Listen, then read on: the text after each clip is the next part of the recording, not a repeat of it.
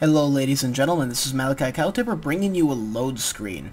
Nope, just kidding, this is another game of StarCraft 2, and Battle.net just temporarily went offline, and I have to be up for work in about 4.5 hours, so I'm not waiting for it to go back online. So my opponent is the Red Protest, Thelolz, and he's a very funny individual, I found out, in the lower right-hand corner of Shakuras Plateau, and I am Malikicowtipper, the Blue Zerg, in the upper left-hand corner. Really like this map for ZVP. Probably every time I play a Protoss on this map, I just get super excited. I really like Shakuras Plateau, unless I'm fighting Terran. Siege tanks. Fucking OP. I'm just kidding, guys. They are, it's just a terrain feature. Every map has certain terrain features that favor every race. Like Zerg, we favor open spaces. Open spaces are fun, because we can get around and swarm everything. So if we check this out, and for the Thelolz stats, he is currently in Diamond League right now and has about 250 current league wins. And the Thelolz is like, hey man, how's it going? He's so GM, so super cool. And as far as my evening was going at the time of this game, it was quite good, aside from the fact that I had just gotten mass marined by a Terran, which was just so not fun. But it really is my fault. I played that game quite badly. He came at me with some early Hellions, and I had Spine Crawlers to deal with it. Completely avoided going Roaches, which made me very happy, because I could just, transition straight into Ling and Fester, and then into Ling Broodlord or Ling Ultra. But I got complacent. I didn't expand quick enough. I did not build nearly enough workers. And at the end of the game, I'm sitting there hitting Z. The game's told me I don't have enough minerals, and there's like 5 million Marines rushing my base. It's like, yeah, there wasn't 5 million, but it might as well have been. It wouldn't have mattered at that point. I was just done. So, taking a look at this, the Thelolz looks like he's going to be going for a fairly standard opening on a 4-gate pressure. We have the pylon up here, gateway, you're going to see a cyber core over here, and then a zealot, and that's going to basically stop any type of attempt for me to get in and do anything about this timing attack. Even if I were to get fast roaches, it would compromise my economy too much. So knowing that I'm going into this, I am going to feel quite comfortable about getting my expand on, which is very good. Here comes my pool, and there's a gas. And normally I wait a little bit to get my gas out, but in this case, I know that I've only got about another 3 minutes, maybe at most. Well, I won't say that. 3 to 4 minutes, depending on the speed of your Protoss and how aggressive he is, before this attack comes. So I need to get a little bit of gas out early, because I really do not have time to wait to get my speed. And if I need to build roaches, I kind of want to have that built-up supply of gas, and I'll transition into a second gas later, just because you cannot build roaches in numbers that you might need if there's a lot of zealots coming at you off of one gas. It just is not quite fast enough. But checking into this Protoss, just chewing away all up in my base. So not chill. But we have the Cybernetics core going down, and instantly Warp Gate is on its way. He has been using his Chrono Boost on units, like getting probes out and stuff like that. If we check out the income, he's ahead of me by 1 Harvester, but that won't last too long now that I have both my bases all up and running in the spot. And it's going to be interesting to see what he decides to actually use that Chrono Boost for. He's got 31 of it now. I'd kind of like to see him drop it down on that Cyber Core and get that Warp Gate up and running. And looking at this, he still has a worker down to my base. I have a couple Zerglings, which on creep are going to make real fast work of that poor probe. It's going to have a very bad day. So right now, knowing what I'm getting myself into, I know that I have maybe about another minute to 2 minutes, where I can safely drone, get my economy up and running. We can see I have good saturation here.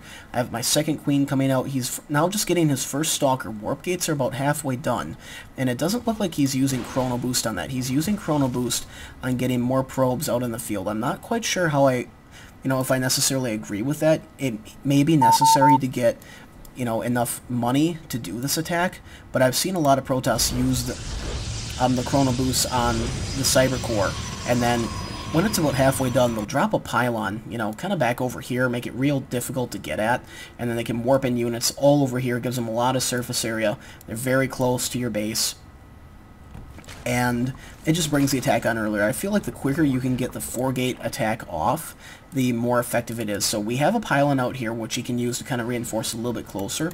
These gateways aren't coming anytime soon, and Warp Gate tech is not quite finished yet. So at this point, he's missed what I would kind of consider to be the crucial timing window. And to that end, my scouting, let's just see what I know so far.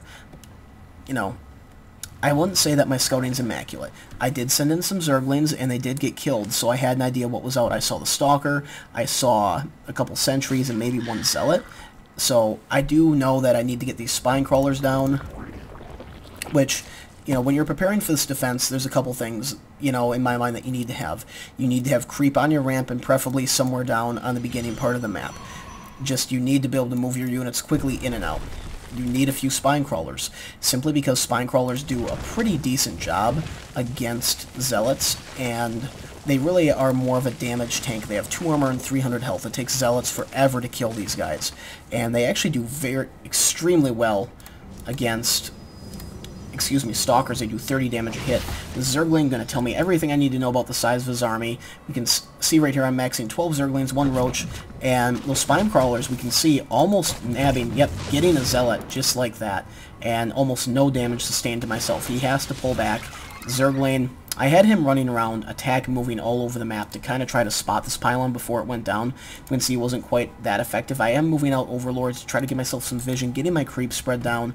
I have an Evo chamber up, and this was more just to kind of help reinforce my wall, and I just don't have the money yet to do that. And actually, with these Zerglings, he really doesn't have any Zealots here, so I could probably push out with what I have and do a lot of damage against it, but I'm going to continue to max on this because I know that in this type of attack that his second base isn't up yet. You know, it very well could be almost finishing, but when they start pouring money into it like this, your Protoss just doesn't have the money to continue maxing probes like he did before, because they're committed to this army, kind of committed to the attack.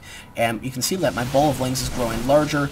These Zealots, you know, they're kind of up in the front, and these are the guys that can really cause some havoc. Zealots in the front will almost shut down your lings, and you need to use your Roaches effectively at that point to deal with the Zealots. God, they have cool long hair, so chill.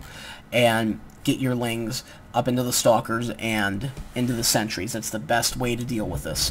So it is kind of a dance at this point. I have a lot of units. It would be very, very difficult for him to break past this defense that I have right now. I do have Ground Arbor level 1, Roach speed, and he's going to commit, and he's going to come in with these Zealots. But right here we can see that I'm just going to macro back with my Roaches. He does get one of them, but I'm able to snipe almost all the Zealots very easily. And without them there, I know that I can move in, I can get my lings, get a good surround, and even though the force fields go down, they do actually help shield quite a bit of the army from the Zerglings. There's just too many Roaches. They're just going to do a lot of damage against all the units. They're actually a very cost-effective, you know, anti-Protoss solution. The pylon is going to go down, and we can see that he was actually going for a third base. I love that. Just an aggressive Protoss. He was trying to try to keep me right at my wall. He has an observer in. And at this point, I just have too many units on the field. My economy is just going too good. If we check out the income, 39 over 22. I did drop a few more buildings down, and now that I have these units in the base, he has an Immortal here, but it's too late. It's on auto move, and it's just going to go down. That poor guy. And now Zerglings all up in your mineral line, probes being pulled back, Roaches killing everything, just like they like to. So this is going to bring a very early end for the game, and this is actually one of the first GGs I'd received all night. I feel like there's a lot of BM people on StarCraft tonight, so this game is coming up on YouTube just because he was a diamond level player, and I did feel good, a platinum level player. I felt fairly good about taking him out and kind of turning that 4-gate shenanigans, you know, back on his backside, and just to kind of take a look at it, there's nothing really wrong with the push that he did.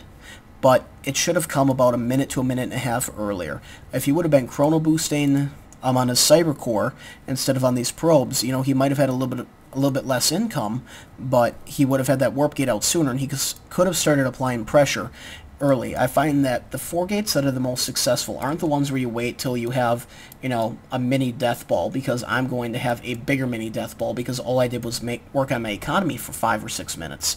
You know, the ones that start out with 4 Zealots and maybe a Sentry are the most effective, because usually at that point I'm just getting my defenses up right. I don't quite have my Roaches out yet. You can shred through my Zerglings, and then you can drop that force field, stop me from reinforcing, and then you can continue to reinforce yourself. You don't need the greatest economy in the world to sustain a good 4-gate attack. The real trick is to not lose your units and have your death ball slowly get bigger than my death ball. That's really the key to it, guys. So I hope you enjoyed this game. This is Malikicowtipper signing out.